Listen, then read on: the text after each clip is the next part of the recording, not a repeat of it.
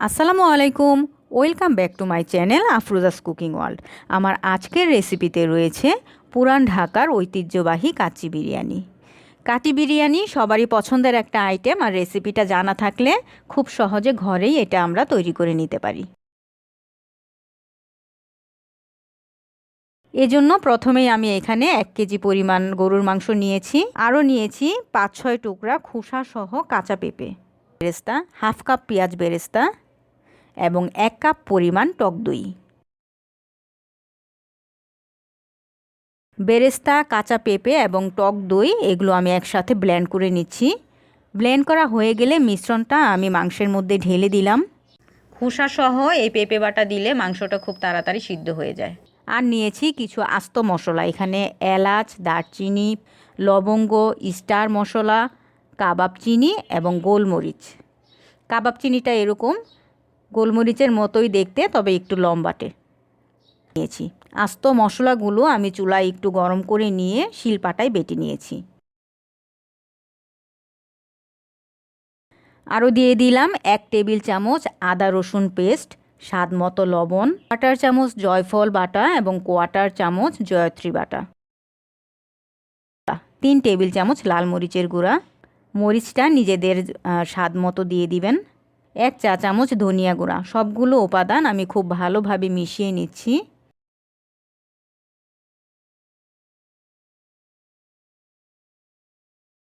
Half cup পরিমাণ তেল দিয়ে দিলাম। হাত দিয়ে খুব ভালোভাবে মিশিয়ে নিতে হবে। মশলাগুলো মিশিয়ে আমি মাংসটা ম্যারিনেট করে রাখবো প্রায় 1 ঘন্টা।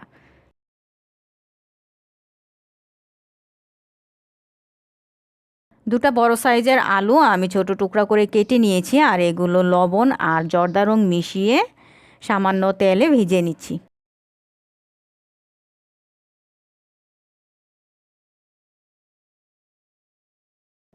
হাফ কেজি পরিমাণ চাল ধুয়ে পানি ঝরিয়ে নিয়েছি। 1 কাপ পরিমাণ দুধে 2 চা চামচ ঘি দিয়ে দিলাম এবং এটা এক সাইডে রেখে দিব।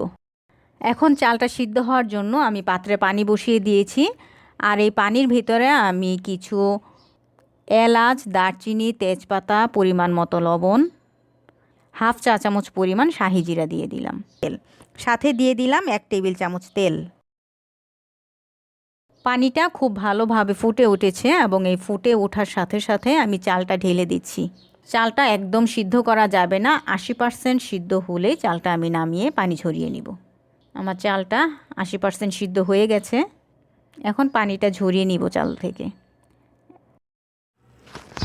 যে হাঁড়িতে কাচ্চিটা বসাবো সেই হাঁড়িতে আমি মাংসগুলো ম্যারিনেট করে রেখেছি।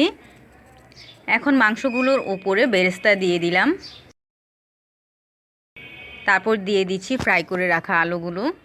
আলুগুলোর উপরে সিদ্ধ করে রাখা চালগুলোর হাফ অংশ ছড়িয়ে দিলাম।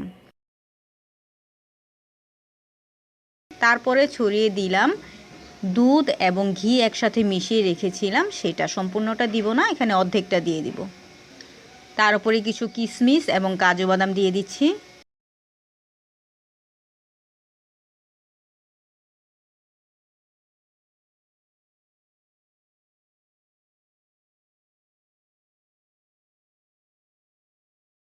এখন বাকি চালগুলো দ্বিতীয় ধাপে ছড়িয়ে দিচ্ছি।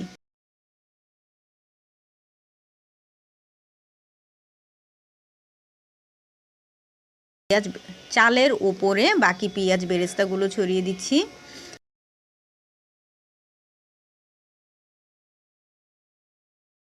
আর দিয়ে দিচ্ছি 5-6টা কাঁচামরিচ, তাতে সুন্দর একটা ফ্লেভার পাওয়া যাবে।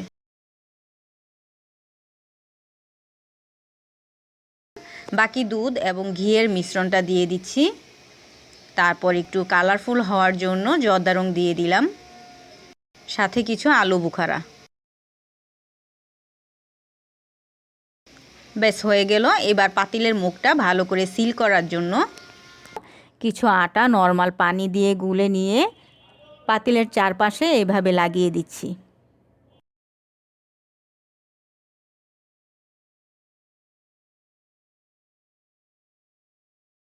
এখন ঢাকনাটা আলতো করে বসিয়ে দিলাম। এখন আমি চুলার উপরে হাই হিটে এটাকে 10 মিনিট রেখে দিব। তারপরের 50 মিনিট রাখবো একদম লো আছে। তৈরি হয়ে গেল সবার পছন্দের খুব মজাদার পুরান ঢাকার কাচ্চি বিরিয়ানি। আর এই কাচ্চি বিরিয়ানিটা এভাবে দমেই রান্না করতে হয়। দেখেই বুঝতে পারছেন আমার কাচ্চিটা একদম ঝরঝরে হয়েছে, মাংসগুলোও কিন্তু একদম সিদ্ধ হয়ে গেছে। এভাবে খুব সহজেই আমরা কাচ্চি বিরিয়ানি তৈরি করে নিতে পারি। আমি একটা মাংস ভেঙে দেখাচ্ছি কতটা নরম হয়েছে। আশা করি আজকের রেসিপিটা আপনাদের ভালো লেগেছে। আর ভালো লাগলে অবশ্যই একটা লাইক দিবেন এবং আমার চ্যানেলটা সাবস্ক্রাইব করে পাশেই থাকবেন। আর আপনাদের যদি কোনো পরামর্শ থাকে তাহলে অবশ্যই কমেন্ট করে জানাবেন। আজ এ পর্যন্তই। আবার চলে আসবো নতুন কোনো রেসিপি নিয়ে। আল্লাহ হাফেজ।